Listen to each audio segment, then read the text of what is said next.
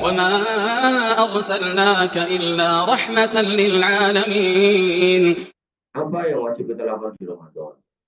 Apa yang wajib dilakukan? Bulan Ramadan memiliki keberkahan yang agung. Al-Quran diturunkan pada bulan ini. Sehingga bulan ini disebut juga dengan Syahrul Quran. Sebagai petunjuk dan penjelas bagi petunjuk serta pembeda. Jadi ada petunjuk langsung, kemudian penjelasan atas petunjuk itu. Hanya kadang disebut tafsir Quran bil Quran. Kemudian sebagai pembeda, menjelaskan mana yang benar, mana yang salah, mana yang baik, mana yang buruk, mana yang syirik, mana yang tauhid, mana yang hak, mana yang batil. Allah jadikan puasa di bulan ini sebagai salah satu rukun Islam. Sholat malamnya sebagai nafilah, ibadah tambahan, menambah kebaikan dan sebab keselamatan dari api neraka. Dalam kitab Sahihain, yaitu Sahih Bukhari dan Sahih Muslim, Rasulullah SAW bersabda, "Man shoma Ramadan imanan wa ihtisaban ghufira lahu ma taqaddama min dhanbihi." Siapa yang berpuasa Ramadan dengan iman dan mengharap pahala, maka akan diampuni dosa-dosanya yang telah lalu. Wa man qama lailatul qadri, dan barang siapa yang kemudian berdiri sholat malam pada Lailatul Qadar. Ini menarik loh Mas. Jadi di sini berdiri pada malam Lailatul Qadar. Ini saran saya nih di Solo nih yang saya tahu ya. Ada 2 masjid, walaupun mungkin ada masjid yang lain saya nggak tahu. Tapi sementara ini yang saya tahu 2. Masjid Istiqlal sama Masjid Fatimah yang di dekat Singosari situ. Itu adakan jam mulai. Jadi kamu habis tarawih, kalau 10 malam terakhir, daripada kamu bingung ngapain gitu kan, terus kamu juga nggak itikaf gitu kan, maka mending kamu ke situ.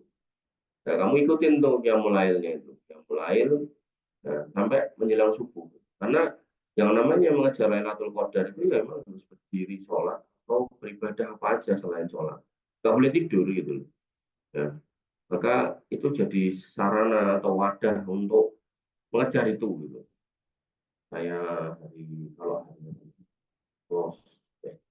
Selasa kalau nggak Selasa, ya Selasa saya dapat jatah di situ, nggak ngimami karena saya nggak hafal Quran. Di jatahnya adalah isi kajian dari jam 10 sampai jam 11. Nanti 11 sampai selesai itu yang mulai. Jadi bisa kamu ke situ dan imamnya suaranya insya Allah bagus-bagus. Karena ya memang mereka terdidik untuk hafalan Quran dan belajar Quran ya. Apalagi kalau kamu punya bacaan Quran yang banyak, ya kamu bisa sambil murojaah. Nah, maka di sini dikatakan man qoma lailatul qadar. Man qoma lailatul qadar, barang siapa yang berdiri pada malam Lailatul Qadar. Dan kita nggak tahu malamnya yang mana, makanya 10 malam terakhir itu berdiri semua aja. Iman dan wahtisaban dengan penuh keimanan dan penuh ikhtisab, minta harapan, berharap minta pahala dari Allah. Ghufirallahu ma taqaddama min dhanbihi, akan diampuni. Kemudian siapa yang puasa dengan iman, maksudnya iman kepada Allah. Artinya kita percaya ini perintah dari Allah. Kemudian kita selain percaya, kita juga imani dengan menjalankannya. Kita terima dengan tidak memprotesnya. Yang selalu saya contohkan, kenapa kamu kok masam pas Ramadan, wah mergo iso ngerokok, iso mancing, mergo iso goes, gitu kan. Dan goes itu aku ngelak dan seterusnya, iso main bola, itu tinggalkan semua rasa sedih itu. Ya, kalaupun pada akhirnya memang sedih, ya wes gitu, nggak usah dinampakkan. Karena menampakkan kesedihan di bulan Ramadan seolah-olah kita nggak senang dengan adanya Ramadan itu sebuah ciri kemunafikan menurut Syekh Shalih Al-Fauzan. Allah Ta'ala. Kemudian memohon dan mengharap pahala yang telah diatur oleh Allah atas puasa dan kita berharap pahalanya. Pahala apa? Surga. Kalau nggak surga ya apalagi apa yang mau dia Allah kasih ya kita ikuti. Kita mau Allah kasih ridho kita ya kita minta itu gitu dan seterusnya. Makanya termasuk yang saya rindu berat itu adalah ketika kita bisa sholat tarawih di Masjid Haram setiap malam ada kunutnya. Begitu kita sholat di masjid-masjid sekitar kita nggak ada gitu, nggak ada. Saya pernah satu ketika di salah satu masjid di sekitar sini itu ada Ustadz pondok yang juga itu ada kunutnya gitu kan, kunut tapi terkait Palestina. Saya sampai datengin ke rumahnya, saya jelaskan, Ustadz, gitu. Kita ini orang yang tidak kunut subuh, karena kita meyakini dalilnya kunut subuh itu lemah. Maka kenapa pula kita tinggalkan kunut witir yang ada di Ramadan, sedangkan itu penuh dengan kesempatan untuk minta kebaikan. Dan saya bilang, saya ketika umroh Ramadan saya menyaksikan di sana itu setiap hari dipanjatkan doa-doa dalam kunut, dan makmumnya yang sekian banyak orang tinggal ngaminkan, barangkali makmumnya itu yo kesibuk atau lupa atau mungkin nggak tahu mau doa apa gitu, makanya kemudian diwakili dengan kunut itu gitu.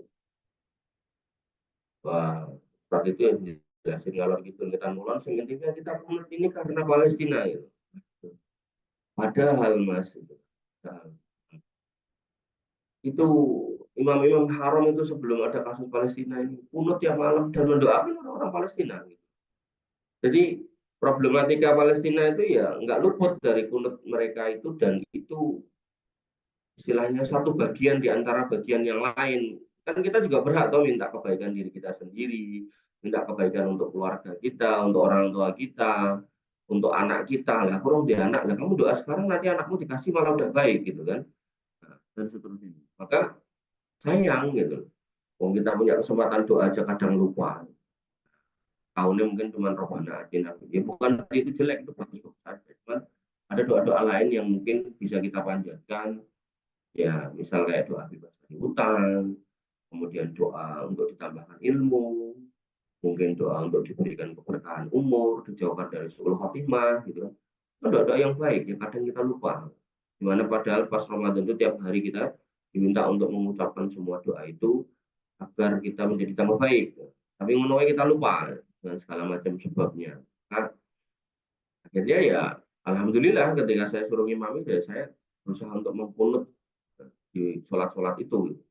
Walaupun ada masjid tertentu yang sama air protes. Padahal sebenarnya kalau kita nanti ada di sini, kalau kita ngomongkan tarawih, tarawihnya itu harusnya yang panjang.